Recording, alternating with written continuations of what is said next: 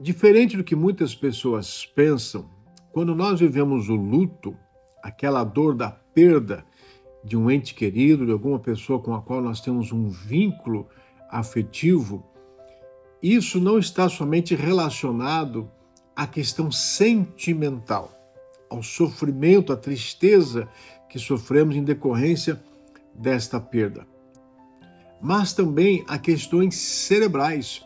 O luto, ele é também resultado de uma série de alterações que acontecem dentro do nosso cérebro e, consequentemente, dentro do nosso corpo. A neurociência é quem nos explica esse tipo de alteração ou de mudanças que acontecem dentro da gente. Quando um ente querido morre, uma pessoa com a qual você tem algum tipo de vínculo afetivo, o seu cérebro, o cérebro de quem fica, entra num estado de contradição.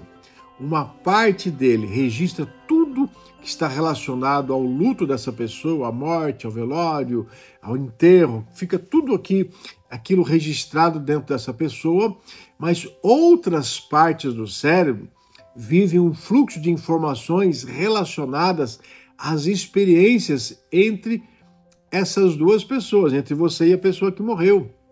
E o cérebro acaba normatizando a ideia de que essa pessoa estará sempre viva dentro de você, criando um sentimento de vínculo de que essa pessoa que morreu um dia pode voltar ou sempre estará presente. Por isso, desse conflito que nós vivemos quando perdemos alguém. É uma sensação muito semelhante quando, por exemplo, nós viajamos para um lugar mais longe e nos distanciamos de alguém, porém, sabemos que nós vamos ver esse alguém novamente. Esse luto ou essas mudanças que acontecem no nosso cérebro provocam dentro da gente essa sensação de que quem morreu não partirá totalmente.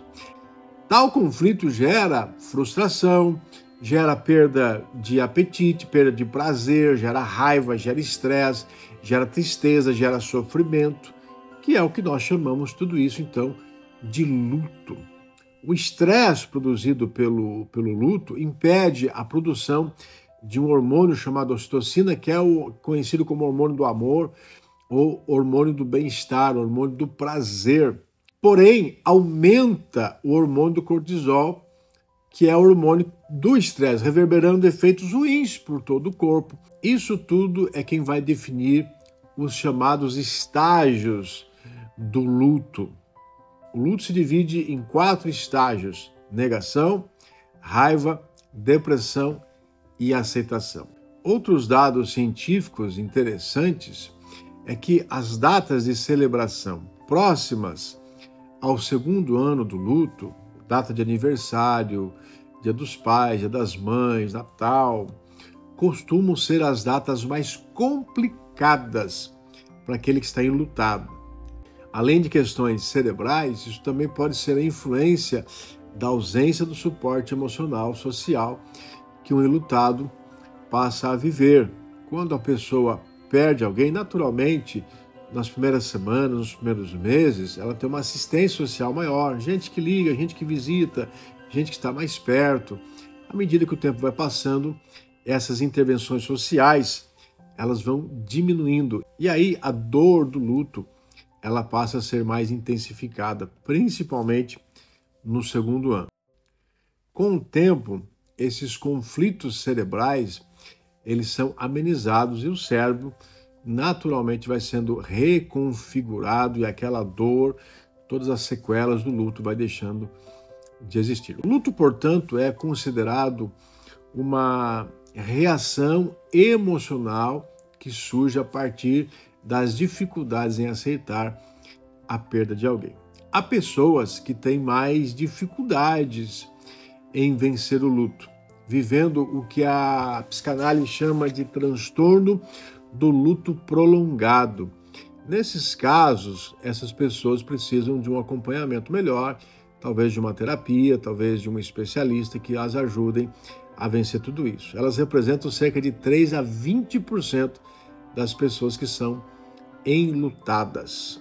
Então, cuida de você, cuida dos seus sentimentos, respeite o luto, que você naturalmente pode viver. Há um versículo bíblico lá no livro de Eclesiastes, capítulo 3, versículo 11, trazido por Salomão, que diz que Deus colocou no homem a eternidade. Portanto, Deus não nos preparou para a morte. A morte não fazia parte do plano original de Deus. Se Deus colocou no homem a eternidade, é perfeitamente compreensível todas essas reações que nós vivemos, todos esses conflitos emocionais e cerebrais que nós vivemos dentro da gente. Um grande abraço.